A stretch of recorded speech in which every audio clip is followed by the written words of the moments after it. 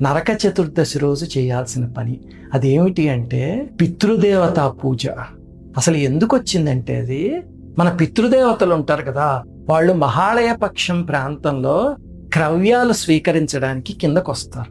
వాళ్ళని మళ్ళీ సాగనంపే సమయమే నరక చతుర్దశి, పక్కన వచ్చే దీపావళి అమావాస్య. అప్పుడు పితృదేవతలకి వాళ్ళకి ఊర్ధ్వలోకాలకి మళ్ళీ మనం దారి చూపించాలి.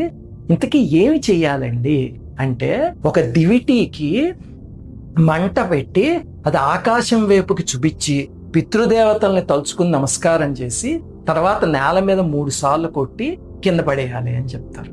అలా చేస్తే కనుక ఒకవేళ ఎవరైనా మన పూర్వీకులకు కానీ ఉత్తమ గతులు కలగకుండా కనుక ఉంటే వాళ్ళకి సద్గతి కలిగి పైకి వెళ్ళిపోతారు మనం భక్తితో చేయగలిగితేను. అప్పుడు పితృదేవతా మండలం చాలా సంతోషిస్తుంది. అన్ని కులాల వాళ్ళు చేయాల్సిన ప్రక్రియ.